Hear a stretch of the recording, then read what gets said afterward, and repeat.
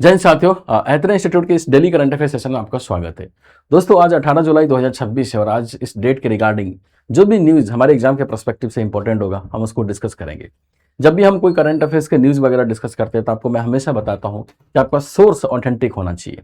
और इसीलिए सोर्स के स्तर पर हम बात करें तो हम द हिंदू, इंडियन एक्सप्रेस और पीआईबी, इन तीनों रिसोर्सेज को फॉलो करते हैं। और इस तीनों रिसोर्सेज में से कोई भी ऐसा न्यूज़ या कोई भी ऐसा करंट अफेयर्स जो हमारे एग्जाम के पर्सपेक्टिव से यानी सिलेबस से लिंक करता है, या यूपीएससी ने ऐसा कभी कोई क्वेश्चन पूछा है उसके ट्रेंड से मिलता है, तो उसमें से कंटेंट डिस्कस करते हैं। उसमें भी उतना ही कंटेंट डिस्कस करते हैं जितना हमारे एग्जाम के रिक्वायरमेंट है। वरना अगर आप डेली बेसिस पर करंट अफेयर्स पढ़ने के लिए जाओ तो दुनिया भर की चीज़ें ऐसी होती है कि अगर आप कवर करेंगे तो आपका 5 से 6 घंटा बच्चे उसमें टाइम देते हैं। और सबसे बड़ी बात कि 5-6 घंटा देने के बावजूद जो क्वेश्चन अगर करंट अफेयर से आता है तो उसमें वो बना नहीं पाते। क्यों? क्योंकि उनको ये आइडिया ही नहीं है कि पढ़ना कैसे है, अप्रोच कैसा होना चाहिए, कितना पढ़ना है, कितना छोड़ना है, किस डायरेक्शन में चीज़ों को एक तरह से कमांड करनी है। हमारे सेशन का पर्पस क्या है कि हम ये सारी चीज़ों अपने सेशन में डिस्कस करके आपके लिए करंट अफेयर्स जितना आसान हो सकता है उतना आसान बनाते हैं। तो आपसे अपेक्षा ये है कि आप लास्ट तक सेशन में बने रहिए। और अगर सेशन आपको अच्छा लग रहा है, करंट अफेयर्स की सीरीज अगर आपको अच्छा लग रहा है, तो ज़्यादा से ज़्यादा वीडियो को शेयर करिए ताकि जो भी यूपीएससी की तैयारी कर रहे हैं, खासकर हिंदी मीडियम में, उनको करंट अफेयर्स के रिगार्डिंग जो प्रॉब्लम आता है वो दूर हो सके और हिंदी मीडियम के जो रिजल्ट है उसको हम इम्प्रूव कर सके और बेहतर बना सके। तो आज की परिचर्चा हम शुरू करते हैं। सबसे पहले आप इसको स्कैन करके हमारा जो इंस्टीट्यूट का जो ऐप है उसको डाउनलोड कर सकते हैं ताकि उसमें जो भी आपको इनिशिएटिव वगैरह दिख रहा है उसके बारे में आप जानकारी ले सकते हैं। रिसोर्स के स्तर पर बात करें तो सबसे पहले हम द हिंदू को फॉलो करते हैं। द हिंदू में कोई ऐसा आर्टिकल जो हमारे एग्जाम से रिलेट करता है तो हमारे डिस्कशन का पार्ट बनता है। फिर उसके बाद इंडियन एक्सप्रेस को फॉलो करते हैं। इसमें कोई ऐसा आर्टिकल है जो हमारे एग्जाम के सिलेबस से या क्वेश्चन के ट्रेंड से लिंक करता है तो वो डिस्कशन का पार्ट बनता है। और तीसरा जो सबसे इंपॉर्टेंट है वो है पीआईबी, प्रेस इन्फॉर्मेशन ब्यूरो। ये ऐसा साइट है जिसपे गवर्नमेंट से रिलेटेड कोई भी इनिशिएटिव है, कोई भी पहल है, तो वो हर कुछ ही मिनट में ये अपडेट होते रहता है, इन्फॉर्मेशन आता रहता है। तो जैसे 2026 का पेपर था, इस बार ना करंट अफेयर्स के जितने क्वेश्चन आए थे उसमें 60-70% क्वेश्चन का जो सोर्स है वो पीआईबी था। और इसी वजह से पीआईबी का वेटेज बढ़ जाता है क्योंकि इसकी ऑथेंटिसिटी है। इसलिए सोर्स के स्तर पर अगर बात करें, करंट अफेयर्स कवर करना है तो आप इंडियन एक्सप्रेस, हिंदू, पीआईबी, ये तीनों रिसोर्सेज बेस्ट रिसोर्सेज है। आप इसमें से कोई भी न्यूज़ अगर आ रहा है, कोई भी करंट अफेयर से रिलेटेड कोई आर्टिकल आ रहा है तो आप उसको डिस्कस कर सकते हैं, उसको कवर कर सकते हैं। हम सेशन में ऑलरेडी इसको कवर करते ही हैं। आपको करना क्या है, सेशन को बार बार देखना है। आज हम 5 आर्टिकल डिस्कस करेंगे, ठीक है। सबसे पहला आर्टिकल है हमारा कि महाराष्ट्र ने किसानों को कानूनी मान्यता दिया है। महिला किसानों को कानूनी मान्यता दिया है। जनरली हमारे भारत में अगर देखेंगे तो अभी कोई भी ऐसा कानून, यानी जो महिला है, महिला किसानों को जो कानूनी मान्यता होनी चाहिए ना, वो कानूनी मान्यता नहीं है। क्योंकि किसानों को जोड़कर देखा जाता है कि जमीन पर जिसका अधिकार है ना, जमीन पर जो जमीन का जो मालिक है उसी को बोल सकते हैं किसान की जितने भी योजना है उसका लाभ मिलता है ना। जैसे मान लो कोई लोन लेना है, बीमा लेना है, तो अभी तक क्या होता था इंडिया में, अभी तक देखेंगे तो बेसिकली कानून जो किसान को दर्जा देने की या कानूनी मान्यता देने की जो बात है वो उसी को मिलता था जो जमीन का मालिक है। और आपको पता है कि जमीन के मालिक के हिसाब से देखें तो भारत में ज़्यादातर जो जमीन का अधिकार है वो पुरुषों के पास है। इसलिए महिला किसानों को कानूनी मान्यता या कानूनी दर्जा नहीं दिया जाता था। और इसलिए जो भी स्कीम लॉन्च होते थे उसमें महिला किसान को मान्यता मिलना चाहिए, बहुत कम पार्टिसिपेशन, बहुत ही एक तरह से नगण्य पार्टिसिपेशन दिखता था क्योंकि महिला किसान को हम कानूनी दर्जा ही नहीं देते हैं। लेकिन महाराष्ट्र सरकार ने बहुत सराहनीय काम किया है, अपने एक अधिनियम के जरिए महिला किसान को कानूनी मान्यता दिया है, कानूनी दर्जा दिया है। तो इसी वजह से ये न्यूज़ में है कि महाराष्ट्र देश का पहला ऐसा राज्य बन गया है जो महिला किसान को रिकॉग्नाइज किया है। और इसी वजह से ये आर्टिकल है, इसी वजह से हम इसको डिस्कस करेंगे, सारे फीचर, सारे पहलू पर बात करेंगे। दूसरा है the Indian grey hornbill. Gujarat के जो गिर वाला जो क्षेत्र है ना, ऐसा कहते हैं कि करीब 60 साल बाद ये वापसी किया है। तो 60 साल बाद ये वापसी किया है, तो सवाल उठता है कि ऐसा क्या प्रयास हुआ है वहां पर है ना। ऐसे क्या संरक्षण के प्रयास हुए, या जो इन्वायरमेंट है, जो इकोसिस्टम वो चेंज हो रहा है, जो उसके लिए अनुकूल परिस्थिति क्रिएट करता है, इसलिए वापस आ रहे हैं। ग्रे, है ना, ग्रे इंडियन हॉर्नबिल, तो इसको भी डिस्कस करना है। तो ये जो न्यूज ये स्पेसीज जो बर्ड है ना, इसके फीचर्स देखेंगे और कंजर्वेशन स्टेटस भी देखेंगे। तीसरा आर्टिकल है कि राष्ट्रीय स्वास्थ्य अनुसंधान प्रारूप नीति 2026। इसका पर्पस क्या है? इसका पर्पस इसलिए बनाया गया है, स्वास्थ्य मंत्री ने इसको स्वास्थ्य मंत्रालय की तरफ से जारी किया गया है। कोशिश ये है कि जो हेल्थ सेक्टर है उसमें जो इनोवेशन का जो इकोसिस्टम है, रिसर्च एंड डेवलपमेंट का जो इकोसिस्टम है, उसको बिल्डअप किया जाए, उसको बढ़ावा दिया जाए। इसी वजह से ये आर्टिकल आया है। चौथा आर्टिकल है सेमीकॉन 2.0। अब प्रधानमंत्री की अध्यक्षता में जो मंत्रिमंडल की बैठक हुई थी, उसमें सेमीकॉन 2.0 को मान्यता दिया है। करीब इसमें 1,27,000 करोड़ रुपया पैसा खर्च करने के लिए बजट एलोकेशन दिया है। बेसिकली क्या है, सेमीकंडक्टर इकोसिस्टम को बिल्डअप करना है, तो उसका दूसरा फेज है, इसी वजह से ये न्यूज में है। तो सारे फीचर्स भी देखेंगे। लास्ट आर्टिकल है हमारा साइंस एंड टेक का है, एंटी सबमरीन वारफेयर क्राफ्ट मलवान। मलवान नाम है, तो अगर क्वेश्चन पूछे कि मलवान अभी हाल ही में न्यूज में था तो वो क्या है, आपको याद रखना है एंटी सबमरीन वारफेयर क्राफ्ट है। बेसिकली क्या है, जो समुद्र में जो जो उथले समुद्र होते हैं, यानी जो कोस्ट लाइन होते हैं, समुद्र के जो तटीय रीजन वाला जो क्षेत्र होता है, वहां पर जो पनडुब्बी जो अवैध गतिविधि होती है उसको ट्रैक करना है, उसको एक तरह से जो भी एक निगरानी करना है, निरीक्षण करना है उस पूरे पार्ट को। इसी वजह से ये न्यूज में आया है। ठीक, तभी डिस्कस करेंगे इसको भी। तो शुरू करते हैं, ये 5 आर्टिकल हम डिस्कस करेंगे आज। सबसे पहला आर्टिकल है महिला किसान को लेकर, जो कानूनी मान्यता दिया है उस चीज को लेकर है। देख रहे हैं, in Maharashtra giving women farmers the recognition they deserve. अब महाराष्ट्र ने महिला किसानों को कानूनी मान्यता प्रदान की है, इसी वजह से ये न्यूज में है। देख रहे हैं, महाराष्ट्र ने ये बिल पास किया, महाराष्ट्र महिला किसान सशक्तिकरण अधिनियम 2026 लागू करने वाला भारत का पहला राज्य बन गया है। यह एक ऐतिहासिक कानून है जो महिला किसानों को अधिकारों को कानूनी मान्यता या संरक्षण प्रदान करता है। सबसे इंटरेस्टिंग बात यह है कि इस अधिनियम को संयुक्त राष्ट्र द्वारा जो घोषित अंतर्राष्ट्रीय महिला किसान वर्ष के दौरान प्रस्तुत किया गया, जिसका उद्देश्य क्या है, समावेशी और सतत कृषि खाद्य प्रणालियों को बढ़ावा देना। अब इसी उपलक्ष्य पर महाराष्ट्र सरकार ने, है ना, किसानों के रूप में महिला किसानों को मान्यता दिया है। तो इसका मतलब क्या है, तो बेसिकली कानूनी दर्जा दिया है, कानूनी दर्जा दिया है। अब चूंकि कानूनी दर्जा दिया है, तो जो भी योजना केवल इस वजह से महिला किसानों को नहीं मिलता था क्योंकि लैंड भूमि पर अधिकार नहीं होते थे, अब वो इनेबल हो गया, मिलेगा। लोन हो गया, है ना, बीमा हो गया, जो भी चीज लेना है एक किसान को जो फैसिलिटी मिलता था, अब वो महिला किसान भी ले पाएंगे क्योंकि अब वो उनको कानूनी दर्जा मिल चुका है। और इसी वजह से देखेंगे तो महिला सशक्तिकरण की दिशा में यह सराहनीय प्रयास है ना, महिला सशक्तिकरण के दिशा में।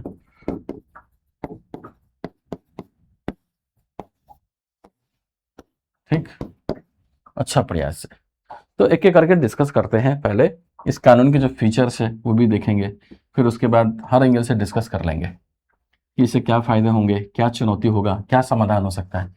ठीक ना, वो देखेंगे। महिला किसानों को कानूनी हक देने वाला पहला राज्य बन गया है महाराष्ट्र।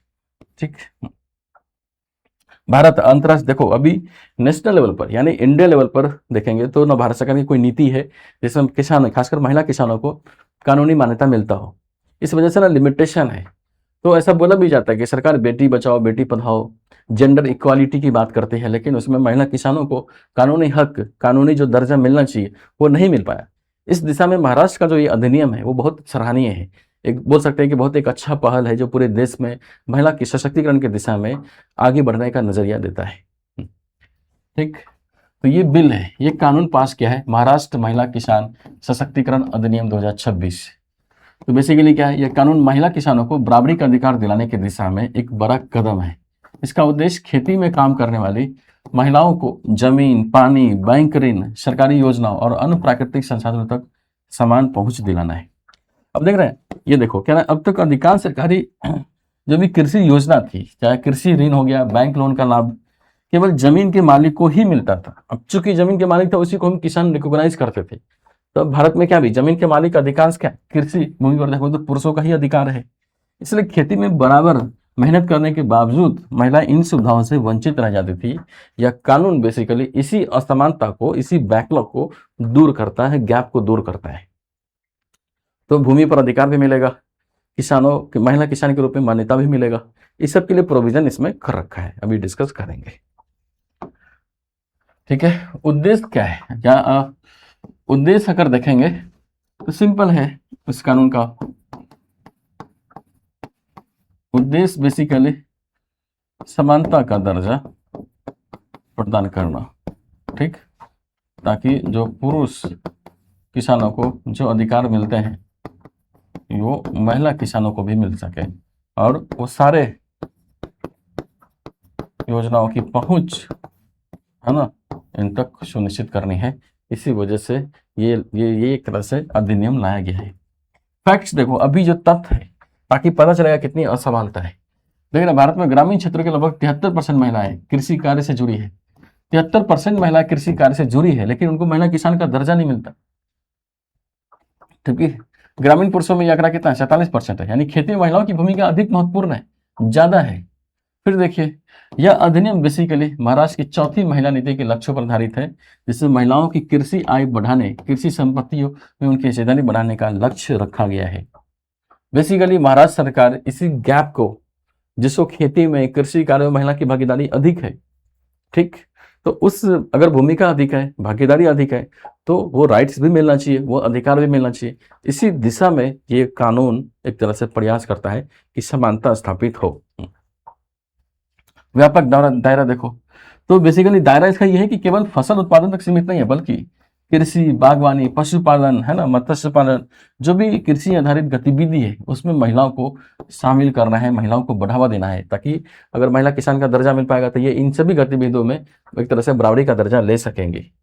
और बेसिकली ये जो उद्देश्य है भारत की राष्ट्रीय किसान नीति 2007, इसके अनुरूप है, जिसमें महिला किसानों को बढ़ावा देने की, उसको पहचान दिलाने की, उसको एक तरह से मान्यता देने की बात कही गई है। तो अगर भारत सरकार भी इस दिशा में अगर प्रयास करता है कुछ, तो राष्ट्रीय किसान नीति जो 2007 है उसके लक्ष्य को हम प्राप्त कर सकते हैं।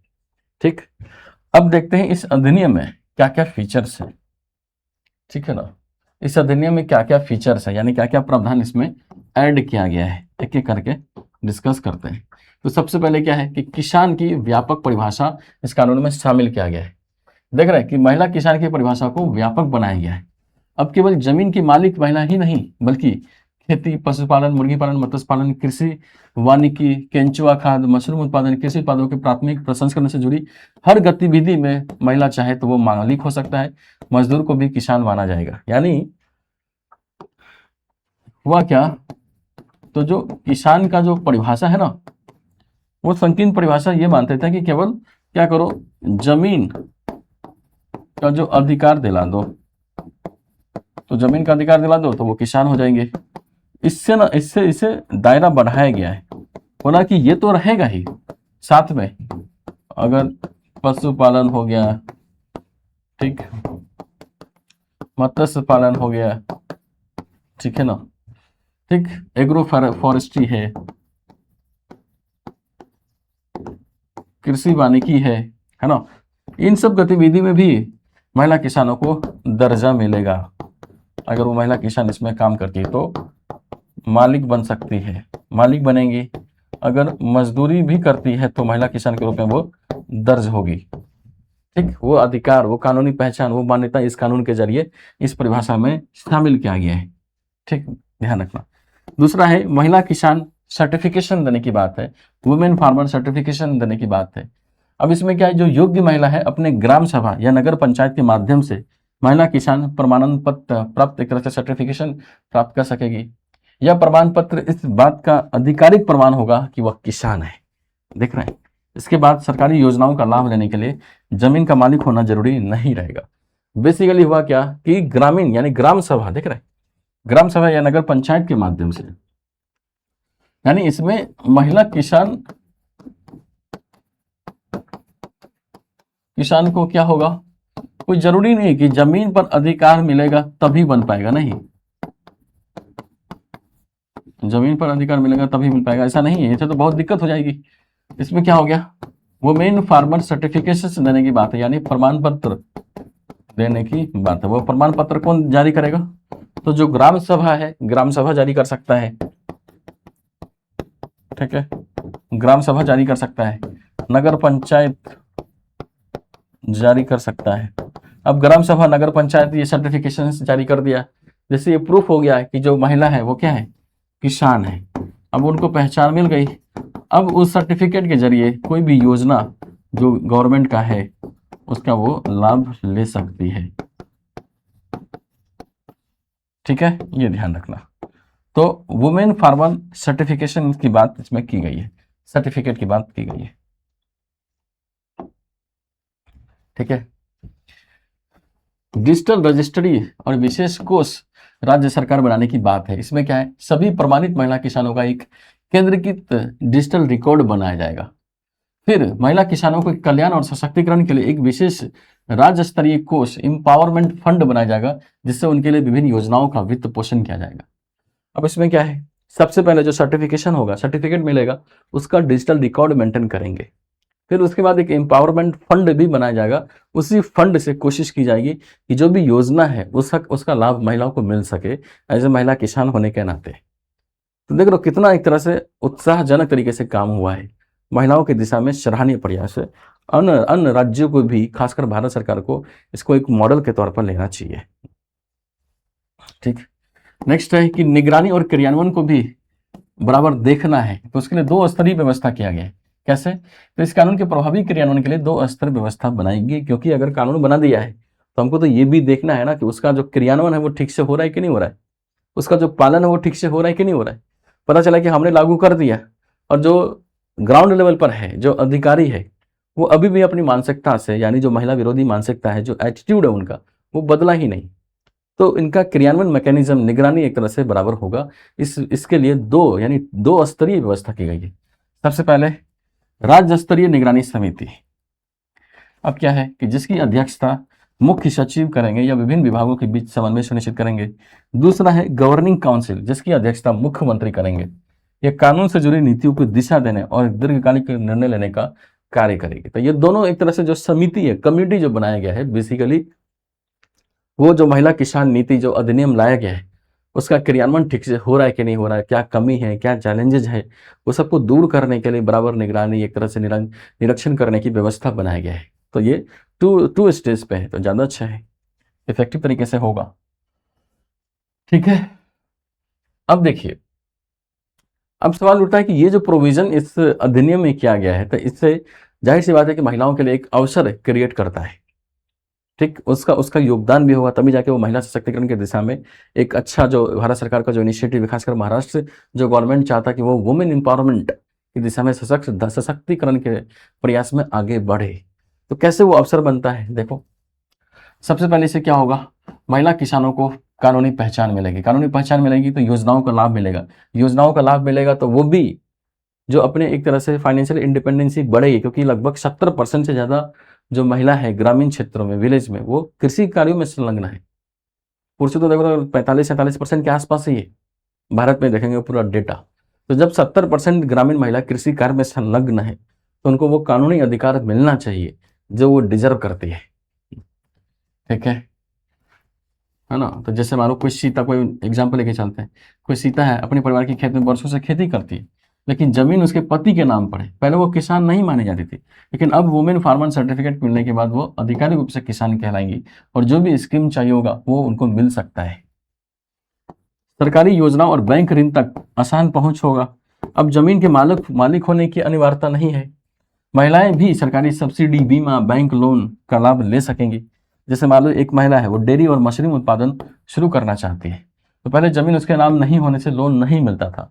अब क्या है, वुमेन फार्मर सर्टिफिकेट उसको मिल गया है, जिसके आधार पर योजनाओं का लाभ मिल सकता है ना। ये अच्छा पहल है। फिर देखिए इससे क्या होगा, जेंडर इक्वालिटी को बढ़ावा मिलेगा, लैंगिक समानता को बढ़ावा मिलेगा। यह कानून कृषि क्षेत्र में पुरुष और महिलाओं के बीच मौजूद असमानता को कम करेगा। पहले किसान प्रशिक्षण शिविरों में केवल पुरुषों को प्राथमिकता मिलती थी, अब महिला किसानों को भी समान अवसर मिलेगा इससे, क्योंकि पहचान मिल रहा है। आर्थिक सशक्तिकरण भी होगा। जो महिला सशक्तिकरण कर रहे हैं उसका सबसे फाउंडेशन है आर्थिक सशक्तिकरण। आर्थिक सशक्तिकरण जब तक नहीं होगा, जब तक फाइनेंशियल इंडिपेंडेंसी नहीं होगा, तब तक वो डिपेंडेंट रहेंगे अपने परिवार पर, अपने पति पर, है ना, अपने बच्चों पर। उससे क्या होगा, अगर डिपेंडेंट है तो जो भी डिसीजन लेना है, जो भी एक तरह से फ्रीडम चाहिए उनके अपने लाइफ में या स्पेस में, वो नहीं हो पाएगा। तो अगर किसान का दर्जा मिलेंगे तो वो खुद एक तरह से किसान कार्यों में इन्वॉल्व होंगी, सरकारी योजना का लाभ ले पाएंगी, जो वहां से इनकम होगा उसका वो मालिक बनेगी, तो आर्थिक सशक्तिकरण होगा। नहीं तो यदि कोई महिला कृषि उपकरण खरीदने के लिए सरकारी अनुदान मिलता है तो उसकी आय बढ़ेगी, आर्थिक रूप से वह आत्मनिर्भर बनेगी। ठीक, तो ये भी फायदा है।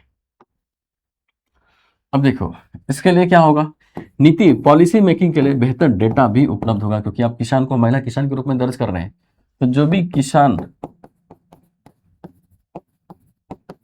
कल्याण के लिए सरकार जो योजनाएं बनाती थी, तो जाहिर सी बात है जब महिला किसान को दर्जा ही नहीं मिला तो वो सारा क्या था, पुरुषों पर ही आधारित था। अब क्या होगी, इसमें वो समानता आधारित होगा और बेहतर क्रियान्वयन हो पाएगा, बेहतर एक तरह से टारगेटेड तरीके से इंप्लीमेंटेशन होगा। ठीक, क्योंकि डेटा भी आ पाएगा इससे। कृषि उत्पादकता और ग्रामीण विकास में वृद्धि होगी। जब महिला किसानों को प्रशिक्षण, तकनीक और वित्तीय सहायता मिलेगी तो कृषि उत्पादन और ग्रामीण अर्थव्यवस्था दोनों मजबूत होंगे।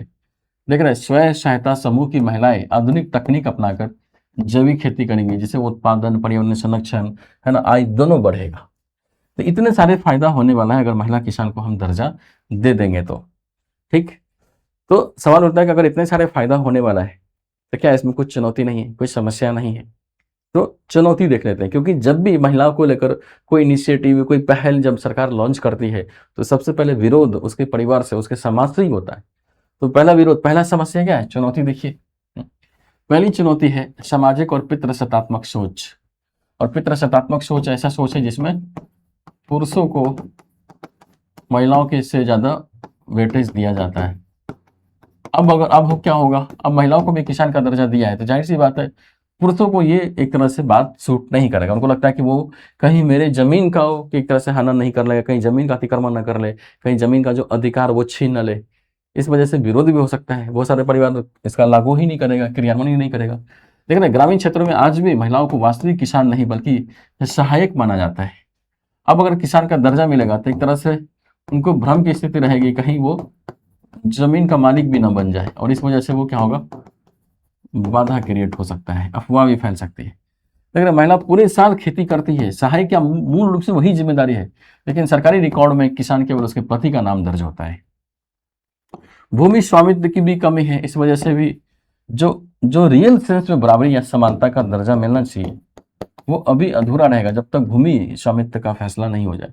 अधिकांश कृषि भूमि पुरुषों के नाम पर है। ऐसे में महिला किसान सर्टिफिकेट या प्रमाण पत्र मिलने के बावजूद कई संस्थान भूमि दस्तावेज मांग सकते हैं।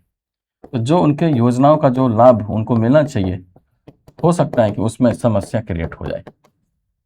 ठीक है, जैसे एक महिला है, वुमेन फार्मर सर्टिफिकेट होने के बावजूद बैंक से लोन लेने के लिए जाती है तो बैंक क्या बोलेगा कि कोई ऐसा जमीन का टुकड़ा, या बोल सकते हैं कोई ऐसा कागज दिखाओ जिस पर जो आपके नाम पर जमीन हो, तभी देंगे। क्योंकि बैंक केवल सर्टिफिकेट के भरोसे लोन दे दे ये बहुत मुनासिब नहीं लगता है, क्योंकि बैंक को भी खतरा है कहीं पैसा डूब न जाए। तो एक कोलेटरल के रूप में वो जमीन का कागज मांग सकते हैं। नहीं है कागज, अधिकार नहीं है तो दिक्कत होगा, है ना। जागरूकता का भी अभाव है। कई महिलाओं को, है ना, कई महिलाओं को नए कानून, उनके अधिकारों की जानकारी नहीं होगी। गांव की महिला यह नहीं जान पाती कि ग्राम सभा के माध्यम से वुमेन फार्मर सर्टिफिकेट बनवा सकती है। तो जागरूकता का अभाव है तो क्रियान्वयन में समस्या होगी, समस्या है। प्रशासनिक और तकनीकी कठिनाई, डिजिटल रजिस्ट्री तैयार करना, सभी महिलाओं को सही डेटा एकत्र करना और समय पर अपडेट करना भी चुनौतीपूर्ण काम होगा। ठीक, क्योंकि दूर दराज क्षेत्रों में देखो तो इंटरनेट और डिजिटल सुविधाओं की कमी है। इसको मेंटेन करना, इसको क्रियान्वयन करना में भी चुनौती होगा, समस्या आ सकती है। तो सवाल उठता है कि फिर सजेशन क्या दे, समाधान क्या दे, ताकि इसका बेहतर तरीके से इंप्लीमेंटेशन हो सके। तो कुछ सजेशन की बात करते हैं, कुछ समाधान की बात कर लेते हैं। ठीक है, यानी चुनौतियों का समाधान क्या होगा। तो सबसे पहले जागरूकता अभियान चलाया जाए, महिलाओं को उनके अधिकारों और वुमेन फार्मर सर्टिफिकेट के बारे में जानकारी दी जाए। ग्राम सभाओं, कृषि विज्ञान केंद्र, स्वयं सहायता समूह और पंचायतों के माध्यम से ये जागरूकता अभियान चलाया जाए। दूसरा है भूमि अधिकार और संयुक्त स्वामित्व को बढ़ावा दिया जाए। जब तक लैंड पर अधिकार नहीं मिलेगा तब तक इस स्कीम का जो बेहतर इम्प्लीमेंटेशन है वो सुनिश्चित नहीं होगा। तो संयुक्त स्वामित्व की जो अवधारणा है वो बढ़ावा दे सकते हैं। मतलब जो भूमि है उस पर महिलाओं का भी अधिकार हो, स्वामित्व अधिकार हो, ये सुनिश्चित कर सकते हैं कि पति पत्नी के संयुक्त नाम पर भूमि पंजीकरण को प्रोत्साहित किया जाए तथा महिलाओं को उत्तराधिकार अधिकार के प्रति जागरूक किया जाए। तो जैसे तेलंगाना में देखो, तेलंगाना की धरनी पोर्टल जैसी व्यवस्था में संयुक्त स्वामित्व को बढ़ावा देकर महिलाओं की संपत्ति पर भागीदारी बढ़ाई जाए, मतलब वहां पर बढ़ाने की कोशिश करते हैं। तो कुछ इस टाइप का स्कीम बोल सकते हैं, इस टाइप का पहल यहाँ भी शुरू किया जा सकता है। ठीक है, तो इतने यानी अगर जब तक स्वामित्व का फैसला नहीं होगा, जब तक ज्वाइंट स्वामित्व की जो अवधारणा है वो लागू नहीं होगा, तो बोल सकते हैं कि जो भी योजना है उसका इम्प्लीमेंटेशन सुनिश्चित करने में बहुत कठिनाई होगी। चाहे वो बैंक से लोन लेने की बात हो, है ना, बैंक से लोन लेने की बात है तो वहां पर बोल सकते हैं कि बैंक वाले मना कर सकते हैं। बैंक वाले मना कर सकते हैं तो फिर वो जब तक वो कोलेटरल नहीं देखेगा, जब तक वो भूमि का अधिकार नहीं देखेगा, तब थोड़ी ना देगा, तो दिक्कत आने वाली है। इस वजह से समस्या है। ठीक है ना, तो समाधान वही स्वामित्व बढ़ावा दिया जाए। वुमेन फार्मर सर्टिफिकेट को सभी संस्थानों में मान्यता देना, अगर ये कर देंगे तो कम से कम भूमि जो अधिकार है उस चीज को लेकर जो समस्या है ना, जो बैंक लोन लेने के लिए जाए तो केवल देख रहे वुमेन फार्मर सर्टिफिकेट के आधार पर उसकी पात्रता, उसकी एलिजिबिलिटी स्वीकार हो, ये सुनिश्चित कर सकते हैं। डिजिटल और सरल पंजीकरण व्यवस्था सुनिश्चित करो ताकि डिजिटल रिकॉर्ड मेंटेन कर सके। पर्यावरण बजट है ना, पर्याप्त बजट और विशेष महिला किसान कोष भी बढ़ावा दिया जाए, क्योंकि इसमें क्या था, एम्पावरमेंट फंड की बात की गई थी ताकि महिला सशक्तिकरण की दिशा में हम प्रयास कर सके। तो जो एम्पावरमेंट फंड बना है उसमें पर्याप्त बजट होना चाहिए ताकि महिला सशक्तिकरण की दिशा में जो कुछ भी प्रयास करने हैं उस दिशा में आगे बढ़ सके।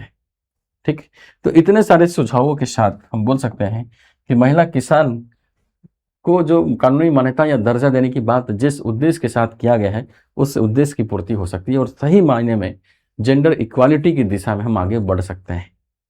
ठीक, तो अगर ये पूरा क्वेश्चन, पूरा जो आर्टिकल है वो समझ में आया, ये क्वेश्चन आपको करना है कि महाराष्ट्र महिला किसान सशक्तिकरण अधिनियम 2026 भारत में कृषि क्षेत्र में लैंगिक समानता स्थापित करने की दिशा में एक महत्वपूर्ण पहल है। इसके प्रमुख प्रावधानों का विश्लेषण करते हुए इसके महत्व, क्रियान्वयन की जो चुनौती है तथा क्या समाधान हो सकता है उसकी चर्चा कीजिए। ये क्वेश्चन हमने डिस्कस कर ही लिया है ना, महत्व बता दिया है, चुनौती क्या वो बताया है, क्या उपाय हो सकता है ये बताया है। तो इस क्वेश्चन को आप लिखना, क्योंकि जो भी डायमेंशन इसमें है ऑलरेडी हमने डिस्कस कर दिया है। आपको क्या करना है, एक जो मैंने डिस्कस किया उसको अच्छे से समझो और इस क्वेश्चन को लिखो। नेक्स्ट आर्टिकल है, छोटा सा आर्टिकल है, द इंडियन ग्रे हॉर्नबिल। ठीक है, इंडियन ग्रे हॉर्नबिल। देख रहे, grey hornbill thrive again in Gir as 4 years of successful breeding revive a lost species. मतलब जो गुजरात के जो गिर क्षेत्र है ना, वहां पर गुजरात सरकार के प्रयासों की वजह से उसमें जो इन्वायरमेंट है ऐसा चेंज हो गया, इकोसिस्टम ऐसा बिल्डअप हुआ है कि जो ग्रे हॉर्नबिल है जो 60 साल बाद यहाँ पर वापस आए, इस वजह से ये न्यूज में है कि करीब 60 साल पहले गिर के जंगलों से लुप्त हो चुका भारतीय धूसर हॉर्नबिल यानी Indian grey hornbill Gujarat one विभाग के सफल संरक्षण और पुनर्स्थापना प्रयासों के कारण अब फिर से गिर के जंगलों में लौट आया है। यह भारत में वन जीव संरक्षण की दिशा में एक महत्वपूर्ण उपलब्धि मानी जा रही है, क्योंकि ये अब ये मान सकते हैं कि सरकार पर्यावरण संरक्षण की दिशा में जो प्रयास कर रही है, खासकर गुजरात का जो वन विभाग है वो सराहनीय प्रयास है। इसीलिए जो इंडियन ग्रे हॉर्नबिल जो उस एरिया से विलुप्त हो गया था वहां पर वापिस आ रहा है। ठीक, तो इस स्पीसीज के बारे में हमको समझना है। इंडियन ग्रे हॉर्नबिल है क्या, तो इसको भारतीय धूसर हॉर्नबिल बोलते हैं। इसका वैज्ञानिक नाम क्या है, ओसाइसिस बायरोस्ट्रिसिस, है ना। यह हॉर्नबिल फैमिली का एक मध्यम आकार का वृक्षों पर रहने वाला पक्षी है। ठीक है, ध्यान रखना, बर्ड है, पक्षी है। यह भारतीय उपमहाद्वीपों में पाए जाने वाले सबसे सामान्य हॉर्नबिल पक्षियों में से एक है। इसकी पहचान इसकी बड़ी मुड़ी हुई चोंच है ना, तेज आवाज के साथ ही आगे उड़ती है, फ्लाई करते हैं, और जो घोंसला है, घोंसला बनाते हैं तो वो भी अनोखा ही रहता है। तो ये स्पेशलिटीज उनकी है। पर ये सब बेसिक फीचर्स है, जो मेन फीचर्स है वो है IUCN रेड लिस्ट वाला, तो वो तो डिस्कस करेंगे ही। हैबिटाट देखो कहाँ पाए जाते हैं। ये पक्षी घने जंगलों की बजाय, है ना, घने जंगल के बजाय ऐसे क्षेत्रों में अधिक पाया जाता है जहाँ पर्याप्त पेड़ हो, जैसे खुले डिसिडियस वन हो, पर्णपाती वन हो, कांटेदार झाड़ी वाले क्षेत्र वहां पाए जाएंगे, नदी किनारे के जो वन है वहां पाए जाते हैं, ग्रामीण कृषि क्षेत्र में देखो वहां पाए जाएंगे, शहरों की जो पार्क है, पुराने पेड़ वाली जो सड़कें हैं वहां पर मिलेगा आपको। विशेष बात देखोगे तो यह उन पेड़ों को पसंद करता है जिनमें प्राकृतिक खोखला है ना और फल देने वाले पेड़ अधिक हो, क्योंकि इन्हीं में ये घोंसला बनाता है और भोजन प्राप्त करता है।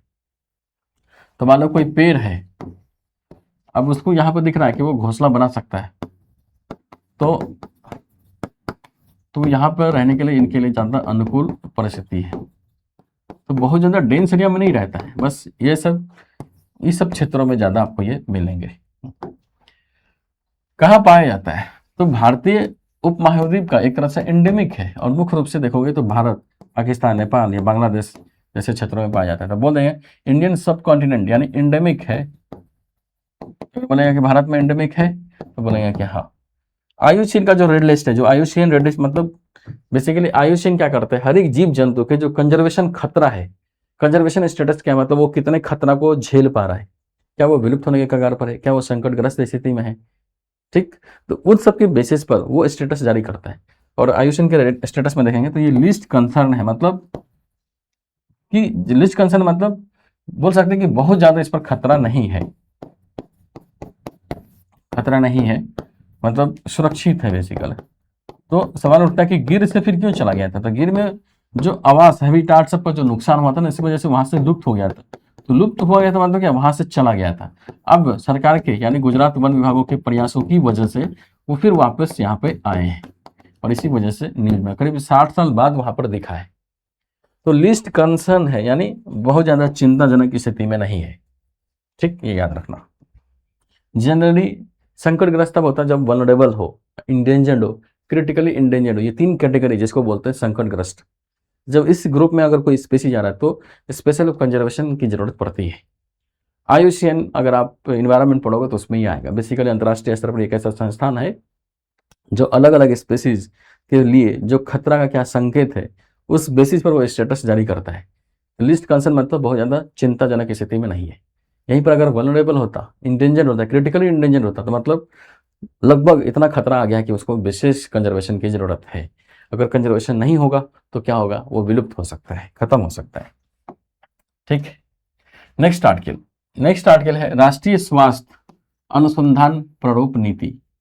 तो बेसिकली देखो, केंद्र सरकार के स्वास्थ्य अनुसंधान विभाग ने राष्ट्रीय स्वास्थ्य अनुसंधान मसौदा नीति 2026 को आधिकारिक रूप से जारी किया है। इस मसौदा नीति पर 27 जुलाई तक आम जनता, विशेषज्ञ और संबंधित हितधारकों से सुझाव या प्रतिक्रिया आमंत्रित की गई है। बेसिकली इसका लक्ष्य क्या है, India plan health research overall है, मतलब 6 गुना स्पीड से बढ़ाना है 2047 तक। बेसिकली राष्ट्रीय अनुसंधान जो ड्राफ्ट पॉलिसी जारी किया गया है ना, देख रहे राष्ट्रीय स्वास्थ्य, तो बेसिकली क्या है, स्वास्थ्य क्षेत्र में रिसर्च इकोसिस्टम को, रिसर्च एंड इनोवेशन इकोसिस्टम को कैसे बढ़ाया जाए इस दिशा में प्रयास किया गया है ना, प्रयास किया गया था। इसी में ना सभी विशेषज्ञों से सलाह भी मांगी गई, क्योंकि ये भी ड्राफ्ट है।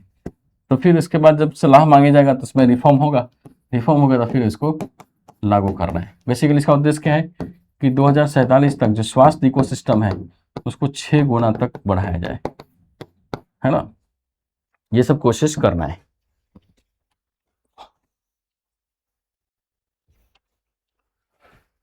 ठीक है, तो बहुत ही अच्छा पहल है सरकार का और अच्छा इनिशिएटिव है। तो इस पर अभी क्या हुआ, ड्राफ्ट ये जारी हुआ है, तो इसी में ना अलग अलग विशेषज्ञ से, जो कोई रिसर्चर है, कोई डॉक्टर है, कोई टेक्नीशियन है, उन सबसे सलाह मांगा गया है। सलाह 27 जुलाई तक देना है। सजेशन के बाद अगर कुछ रिफॉर्म करना है, कुछ चेंज करना है, तो वो करने की कोशिश होगा। तो ध्यान रखना, राष्ट्रीय स्वास्थ्य अनुसंधान मसौदा नीति 2026 बेसिकली भारत की पहली एकीकृत राष्ट्रीय स्वास्थ्य अनुसंधान नीति है, जिसका उद्देश्य स्वास्थ्य अनुसंधान से जुड़े सभी प्रमुख क्षेत्रों का एक ही ढांचे के अंतर्गत लाना है। यह नीति बेसिकली स्वास्थ्य अनुसंधान को केवल शैक्षणिक शोध तक सीमित नहीं मानती, बल्कि इसे देश की स्वास्थ्य समस्याओं के समाधान का प्रभावी माध्यम मानती है। तो बेसिकली इनोवेशन रिसर्च को बढ़ावा देना और स्वास्थ्य की जो फैसिलिटी है, स्वास्थ्य सुविधा को कैसे हम और बेहतर कर सकते हैं, इस दिशा में प्रयास करना है। ठीक है, ये याद रखना। तो क्या होगा इसमें, तो बायोमेडिकल साइंस इसमें रिसर्च करना है, इनोवेशन को बढ़ावा देना है ना। क्लिनिकल मेडिसिन है, पब्लिक हेल्थ है ना, एपिडोमिलोजी यानी महामारी विज्ञान के संदर्भ में रिसर्च इनोवेशन करना है। डिजिटल स्वास्थ्य के क्षेत्र में इनोवेशन करना है, अनुसंधान को बढ़ावा देना है। स्वास्थ्य प्रणाली के क्षेत्र में अनुसंधान को बढ़ावा देना है, इनोवेशन को। बिहेवियरल साइंस जो है उसमें बढ़ा देना है। जो इमर्जिंग टेक्नोलॉजी है उसका कैसे यूज हो सकता है, हेल्थ सेक्टर में कैसे बेहतर होगा, यानी इन सभी सेक्टरों में इनोवेशन को कैसे बढ़ावा दिया जाए ताकि जो स्वास्थ्य की सुविधा है ना, स्वास्थ्य सुविधा उसको बेहतर बना सके।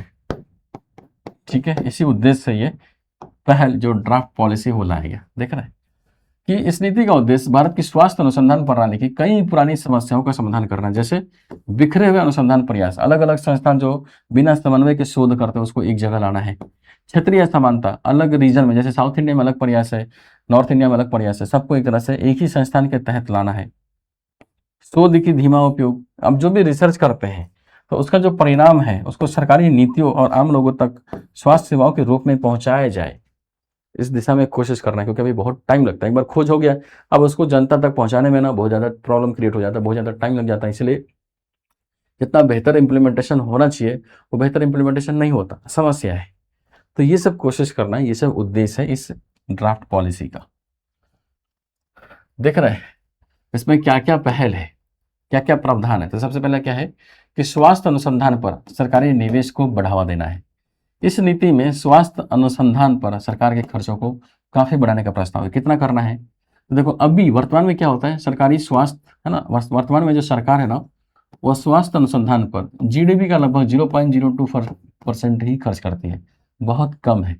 इसको बढ़ा के बेसिकली कोशिश क्या है कि 2037 तक 0.072% और 2047 तक 0.1% तक बढ़ाने का लक्ष्य रखा गया है ना। तो बेसिकली 0.024% इसको बढ़ा के कितना है करना है, 0.072%, यानी 3 गुना करना है। और 2047 से देखो तो 0.15% करना है, यानी बढ़ाना है। कोशिश करना है कि स्वास्थ्य इनोवेशन पर इतना खर्च हो ताकि वो इकोसिस्टम बिल्डअप हो सके, रिसर्च प्रॉपर हो सके। तो सरकार अपने खर्च की सीमा को बढ़ा रहा है। 3 स्तरीय प्रशासनिक व्यवस्था किया गया इसमें लागू। कैसे, तो सबसे पहले नेशनल हेल्थ रिसर्च स्टुअर्डशिप कमेटी है ना, स्टुअर्डशिप कमेटी। इसका मतलब क्या है कि अनुसंधान की दिशा और प्राथमिकता तय करना है। उसके बाद स्वास्थ्य अनुसंधान विभाग है, ये दिशा प्राथमिकता तय कर दे तो नीति को लागू करने वाले मुख्य एजेंसी यही होगा। तो जो भी ये नीति होगा उसके बाद स्वास्थ्य अनुसंधान विभाग इसको इम्प्लीमेंट करेगा। तीसरा है भारतीय आयुर्वेदिक अनुसंधान परिषद ICMR, यह वैज्ञानिक एवं तकनीकी नेतृत्व प्रदान करेगा। यानी बेसिकली क्या है कि जैसे एग्जाम्पल के तौर पर समझो कि कोई भी रिसर्च है, कोई भी एक तरह से इनोवेशन करना है, तो उसका डायरेक्शन ये तय कर दिया कि मुझे इस फील्ड में ये काम करना है। फिर वो नीति कैसे लागू ये सुनिश्चित करेगा ये स्वास्थ्य अनुसंधान विभाग। और जो ICMR है वो वैज्ञानिक तकनीकी नेतृत्व, यानी कौन वैज्ञानिक इस पर रिसर्च करेगा, कौन टेक्नीशियन होगा, ये सब देखेगा ICMR। जैसे मान लो कैंसर पर राष्ट्रीय स्तर का शोध शुरू करना है तो समिति प्राथमिकता तय करेगी। ये समिति क्या होगा, प्राथमिकता तय करेगी। DHR उसे लागू करेगा और ICMR वैज्ञानिक मार्गदर्शन देख रहे हैं। तो बेसिकली जो मैकेनिज्म है, जो क्रियान्वयन मैकेनिज्म है, वो 3 लेयर्स में इसको बांटा गया है और अलग अलग कमेटी की भूमिका इसमें तय की गई है। तब जाके वो रिसर्च, जो इनोवेशन, जो इकोसिस्टम है हेल्थ सेक्टर में, उसको बढ़ा सकते हैं, सुनिश्चित कर सकते हैं। ठीक है, फिर देखिए इसमें वैज्ञानिकों का मूल्यांकन उसके वास्तविक प्रभाव के आधार पर करना है कि अब वैज्ञानिकों का मूल्यांकन केवल कितने शोध पत्र प्रकाशित हुए इससे नहीं होगा। इसके लिए ना ICMR IRIS impact of research and innovation scale नामक नई प्रणाली लागू की जाएगी, जिसमें देखा जाएगा कि शोध का समाज, चिकित्सा और सरकारी नीतियों पर कितना प्रभाव पड़ा है। तो केवल ऐसे साइंटिस्ट इसमें शामिल नहीं करेंगे जो बहुत ज़्यादा रिसर्च किया है, शोध पेपर दिखा दिया कि हमने ये रिसर्च किया, ये रिसर्च पेपर हमारा निकला है बाजार में, पब्लिक डोमेन में, ऐसे नहीं। बल्कि ये देखेंगे कि ठीक है, अगर आपने 10 तरीके से रिसर्च किया है तो उसका समाज पर, सरकारी नीतियों पर क्या इम्पैक्ट पड़ा है वो बताओ, और बहुत इफेक्टिव प्रयास आपने किया है, इम्पैक्ट अगर दिख रहा है तो फिर आपको हम शामिल करेंगे, ये कोशिश है।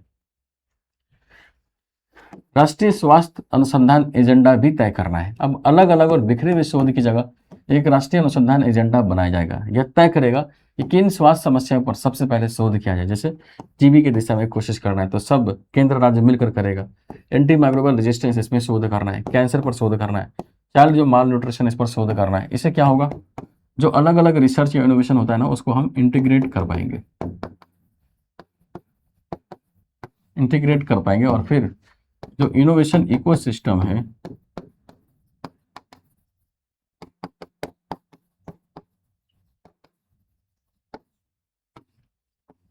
उसको हम और बेहतर बना पाएंगे। ठीक है, इस दिशा में कोशिश कर रहा है। ठीक है, तो राष्ट्रीय स्वास्थ्य अनुसंधान जो ड्राफ्ट पॉलिसी जारी किया है, ये सब यही प्रयास करना है। तभी क्या है, ड्राफ्ट है तो लोगों से सजेशन मांगा गया है। बाद में इसको अगर कुछ रिफॉर्म करना हो तो फिर उसके बाद सुझाव को शामिल करते हुए फिर लागू कर देगा। नेक्स्ट आर्टिकल है सेमीकॉन 2.0। प्रधानमंत्री की अध्यक्षता में केंद्रीय मंत्रिमंडल ने सेमीकॉन 2.0 को आधिकारिक मंजूरी दे दी है। इस योजना के लिए देखो तो 1,27,500 करोड़ का बड़ा बजटीय प्रावधान किया गया है। बेसिकली उद्देश्य क्या है, उद्देश्य है कि भारत में सेमीकंडक्टर यानी चिप के डिजाइन और संपूर्ण सेमीकंडक्टर इकोसिस्टम को तेजी से विकसित करना तथा भारत की वैश्विक चिप निर्माण केंद्र के रूप में स्थापित करना है। तो यह है पीआईबी का आर्टिकल। सेमीकॉन 2.0 बेसिकली क्या है, सेमीकंडक्टर इकोसिस्टम को कैसे बिल्डअप करना है, कैसे आगे बढ़ाना है, ये कोशिश करना है। और पूरे भारत को, है ना, पूरे वर्ल्ड के लेवल पर सेमीकंडक्टर केंद्र के रूप में यानी सेमीकंडक्टर निर्माण केंद्र के रूप में स्थापित करना है, ये कोशिश करना है इस इनिशिएटिव के जरिए। ठीक है, तो देखो सेमीकॉन 2.0 यहाँ पर देखिए कि सेमीकॉन 2.0 भारत सरकार की एक व्यापक और दीर्घकालिक राष्ट्रीय नीति है जिसका उद्देश्य सेमीकंडक्टर उद्योग को वित्तीय सहायता देना, आधुनिक बुनियादी ढांचा विकसित करना और तकनीकी सहयोग प्रदान करना है। यह योजना भारत के केवल चिप असेंबली तक सीमित नहीं है बल्कि उन्नत चिप निर्माण, चिप डिजाइन, निर्माण उपकरण और कच्चे माल में भी आत्मनिर्भर बनने पर केंद्रित है। बेसिकली क्या है सेमीकॉन 2.0,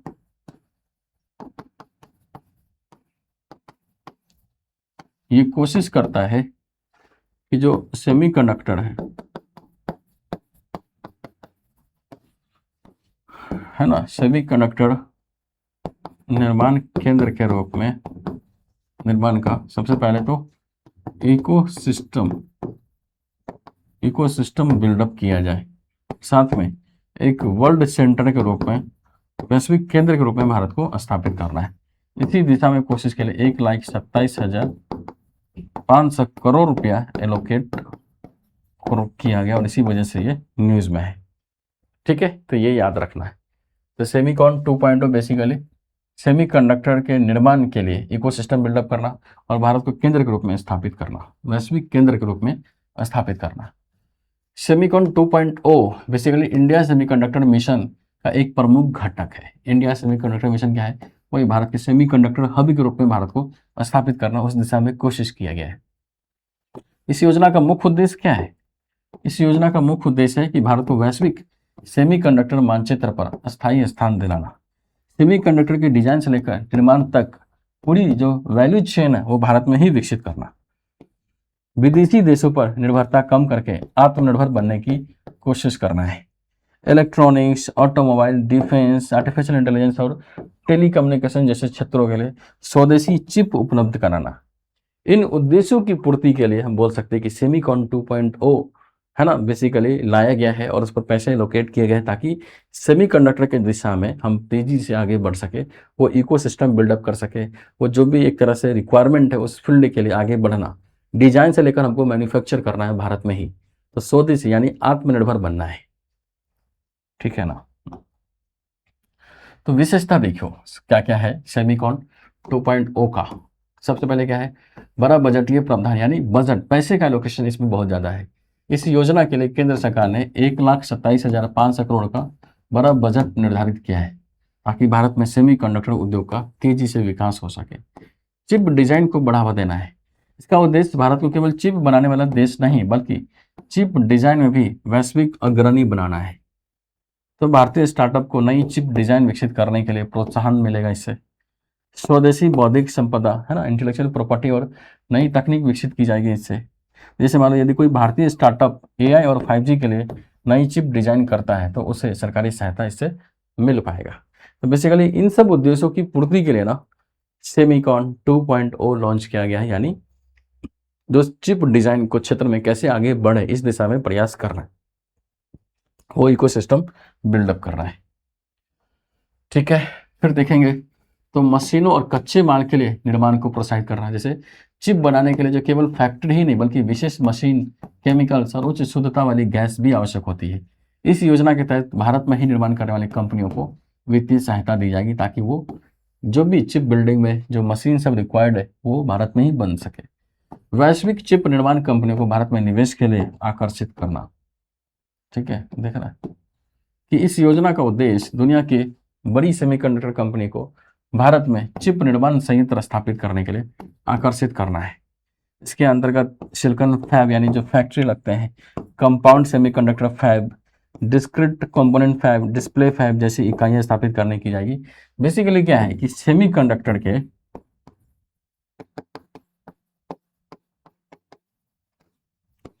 दिशा में यानी उसको आगे बढ़ाने के लिए जो भी फैक्ट्री, जो भी उद्योग लगाने की बात करेंगे उसमें एक तरह से सहायता करना है सरकार को।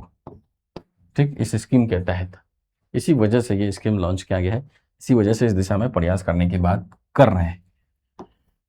ठीक है, समझ में आया? तो सेमीकॉन 2.0 क्या है? सेमीकॉन 2.0 बेसिकली इंडियन सेमीकंडक्टर जो मिशन है, बेसिकली पूरे सेमीकंडक्टर इकोसिस्टम को बिल्डअप करना है ताकि भारत में चिप निर्माण से लेकर, चिप डिजाइन से लेकर चिप निर्माण तक का जो एक इकोसिस्टम है भारत में बिल्डअप किया जाए। आत्मनिर्भर भारत की दिशा में कोशिश करें। ठीक है, चलो नेक्स्ट स्टार्ट करें।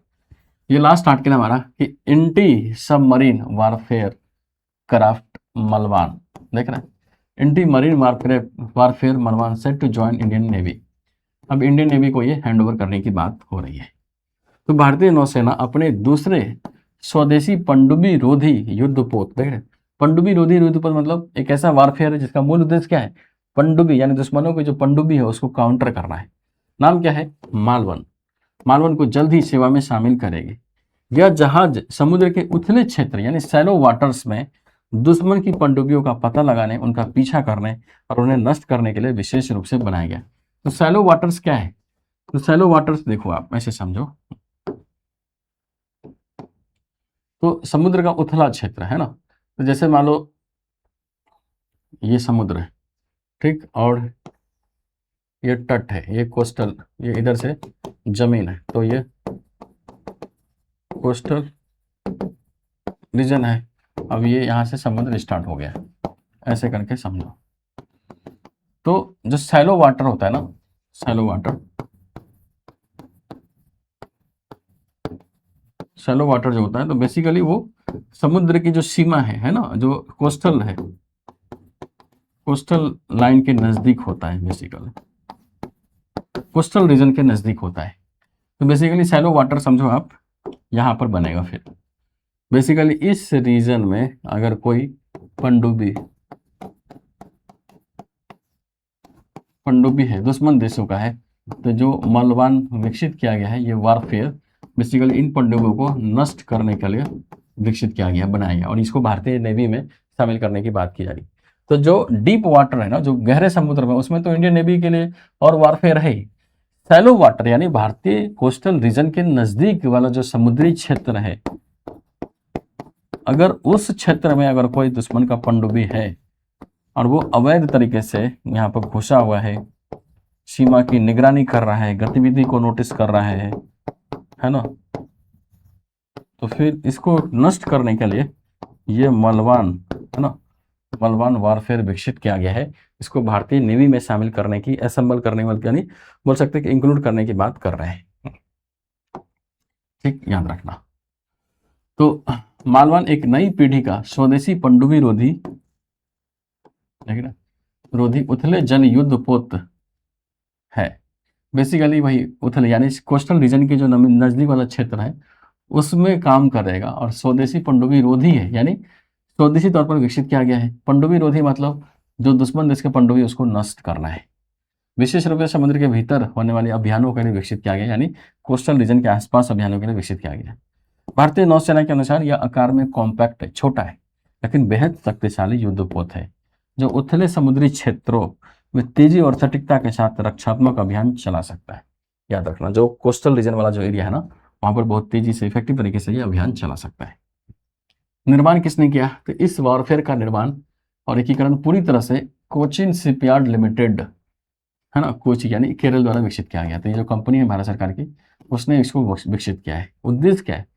मालवन को नौसेना में शामिल करने का मुख्य उद्देश्य भारत की तटीय सुरक्षा, देख लो, तटीय सुरक्षा को और मजबूत बनाना, यानी कोस्टल जो क्षेत्र है यहाँ वाला, इसको और मजबूत बनाना है। यह युद्धपोत देखो निम्न कार्य कर सकता है, उसके लिए तैनात किया गया है। तो दुश्मन की पनडुब्बी को पता लगाएगा, उनका पीछा करेगा, आवश्यक पड़ने पर उन्हें नष्ट भी करेगा। अंडर वाटर ड्रोन और अन्य समुद्र के भीतर जो घुसपैठ करने वाले जो खतरे हैं उसको एक तरह से पहले से ही निरीक्षण करके उसको नष्ट करेगा। जो बंदरगाह है, जो तटीय क्षेत्र है, जो आइलैंड है, उसकी रक्षा करेगा। ठीक, तो ये जो देख रहे एंटी सबमरीन जो वारफेयर बनाया गया है भारत में, मलवान, वो क्या है? शैलो वाटर्स, यानी जो कोस्टल रीजन है उसके जो नज़दीक जो वाटर एरिया है, समुद्री क्षेत्र है, उसमें अगर कोई दुश्मन देश का पनडुब्बी अवैध तरीके से गतिविधि कर रहा है, उसमें शामिल है, तो ये मलवान उसको ट्रैक करेगा, उसको नष्ट करेगा। इस दिशा में कोशिश करने के लिए ये बनाया गया है। सही, ठीक है, स्वदेशी तरीके से भारत ने खुद विकसित किया है। विशेषता देखिए, विशेषता क्या है? उच्च स्वदेशी निर्माण, यानी इसका 80% से अधिक हिस्सा भारत में ही विकसित किया गया, निर्मित किया गया। तो आत्मनिर्भर भारत के लिए मजबूत है। उथले समुद्री क्षेत्रों के लिए विशेष रूप से डिजाइन किया गया है। उथले समुद्री क्षेत्र मतलब कोस्टल के आसपास जो क्षेत्र होता है, यह युद्धपोत विशेष रूप से तटीय और उथले समुद्री क्षेत्रों के लिए बनाया गया है। प्रभावी काम करेगा वहां पर वो। अब जो उथले क्षेत्र है ना, ऐसा कहते हैं कि वहां पर बड़े युद्धपोत आसानी से पहुंच नहीं पाते, तो वही वाला रीजन है ना, ये कोस्टल रीजन है, और यहां से जो समुद्र शुरू हो गया है, जो बड़े युद्धपोत होते हैं वो डीप सी में होते हैं, है ना, बिग जो वारफेयर है। लेकिन इस रीजन में अगर कोई मान लो छोटे, इस शैलो वाटर्स में, कोस्टल रीजन के नजदीक अगर मान लो कोई पनडुब्बी यहाँ पे छिपा हुआ है, तो इसको निगरानी के लिए बनाया गया है मलवान युद्धफेयर, यानी ये अच्छे से मैनेज कर सकता है, ट्रैक कर सकता है, डील कर सकता है। ठीक है, आधुनिक पनडुब्बी खोज प्रणाली इससे विकसित हो पाएगी। इसमें देखो फुल माउंटेड, है ना, माउंटेड सोनार और टोग्ड एरे सोनार जैसे आधुनिक तकनीक प्रणाली जो समुद्र के भीतर छुपी पनडुब्बियों का पता लगाने में पीछा करने में मदद करती है। यानी आधुनिक तकनीक खोज प्रणाली, जो पनडुब्बी खोज प्रणाली, इससे लैस है ये। फिर देखिए, छोटा, तेज और फुर्तीला डिजाइन है, यानी हल्का वेट है, तेजी से गति कर सकता है, कम ईंधन खपत में काम कर सकता है, त्वरित प्रतिक्रिया देने में सक्षम है। तो यदि तट के पास अचानक किसी संदिग्ध पनडुब्बी की सूचना मिले तो मलवान कम समय वहां पहुंचकर कार्रवाई कर सकता है। ठीक, इस दिशा में काम कर रहा है। सामरिक महत्व क्या होगा? इससे तटीय सुरक्षा को मजबूत मिलेगा। कोस्टल जो रीजन है, मालवान भारत के तटीय क्षेत्र यानी कोस्टल जो वाटर है, उसमें दुश्मन की जो पनडुब्बी है और जो अंडर वाटर ड्रोन है उसका पता लगाएगा, उन्हें निष्क्रिय करने की क्षमता को बढ़ाता है। ठीक, नेक्स्ट, समुद्री परिसंपत्तियों की भी सुरक्षा होगी, जैसे पोर्ट्स है, एक्सक्लूसिव इकोनॉमिक जोन है, समुद्र में स्थित तेल और गैस प्लांट है, समुद्री व्यापारिक मार्ग है। अब इससे क्या हो रहा है? युद्धपोत गहरे समुद्र में अपनी रणनीतिक अभियानों पर अधिक ध्यान दे सकते हैं और मलवान इस सब रीजन को प्रोटेक्ट कर सकता है, सुरक्षा दे सकता है। ठीक है, ध्यान रखना। स्वदेशी जहाज निर्माण को भी बढ़ावा मिल रहा है इससे। आत्मनिर्भर भारत की दिशा में कोशिश कर रहे हैं। रक्षा निर्यात की संभावना इससे है, अगर खुद देश में ही बनाएंगे। डिफेंस सप्लाई चेन अधिक मजबूत और सुरक्षित बनेगा इससे, क्योंकि हम स्वदेशी तरीके से, आत्मनिर्भर तरीके से इसको बना रहे हैं। ठीक, तो ध्यान रखना, जब भी मलवान पूछे तो बोलेंगे कि हम एंटी क्राफ्ट यानी पनडुब्बी रोधी वारफेयर है। किसके लिए बनाए? शैलो वाटर्स के लिए, यानी कोस्टल रीजन के नजदीक जो क्षेत्र है उस चीज के लिए, यानी उस चीज में काम करने के लिए इसको विकसित किया गया है। ठीक है, तो बेसिकली आज के सेशन में हमने 5 आर्टिकल डिस्कस किया। सबसे पहले महाराष्ट्र की महिला किसान वाला चीज़ों को डिस्कस किया, फिर उसके बाद इंडियन ग्रे हॉर्नबिल वाला टॉपिक डिस्कस किया। तीसरा है राष्ट्रीय स्वास्थ्य अनुसंधान जो ड्राफ्ट पॉलिसी उसको डिस्कस किया। चौथा है सेमीकॉन 2.0 डिस्कस किया। और पांचवा एंटी सबमरीन वारफेयर क्राफ्ट मलवान, ये डिस्कस किया। ये पांचों आर्टिकल अगर देखेंगे तो ये हमारे सिलेबस से तो लिंक हो ही रहा था, साथ में यूपीएससी ने इन सब पर इस टाइप के क्वेश्चन भी पूछे हुए हैं। तो हमने क्या किया था, हर एंगल से डिस्कस किया। अगर किसी भी टॉपिक में प्रीलिम्स के अकॉर्डिंग जो डिस्कस कर रहे हैं, मान लो प्रीलिम्स से क्वेश्चन पूछेगा तो वो भी कंपोनेंट डिस्कस कर रहे हैं। अगर मेंस में क्वेश्चन पूछ लिया वो भी पार्ट डिस्कशन हो गया। जैसे महिला वाला क्वेश्चन था, वो मेंस में क्वेश्चन आ सकता है, इंटरव्यू में ही पूछा जा सकता है कि भाई महिलाओं को महिला किसानों को कानूनी दर्जा देने में क्या समस्या लगती है। तो हर नजरिए से हमने डिस्कस किया है। ठीक है, तो आज के डिस्कशन को हम यहीं समाप्त करते हैं। उम्मीद है आपको ये लेक्चर पसंद आया होगा। आपसे अपेक्षा है कि अगर आपको लेक्चर पसंद आ रहा है, सीरीज पसंद आ रहा है, तो इस वीडियो को ज़्यादा से ज़्यादा शेयर करें, ताकि जो हिंदी मीडियम के छात्र हैं, जो करंट अफेयर्स के रिगार्डिंग जो प्रॉब्लम आता है उसको दूर कर सके। साथ में चैनल भी सब्सक्राइब कर लें और जो बेल आइकन है उसको भी दबा लें, ताकि कोई भी वीडियो आप डालें तो उसका नोटिफिकेशन, उसका इन्फॉर्मेशन आपको समय रहते पहुंच जाए, ताकि आप समय पर उसको देख लें। ठीक है, मिलते हैं अगले क्लास में, तब तक के लिए जय हिंद, जय भारत।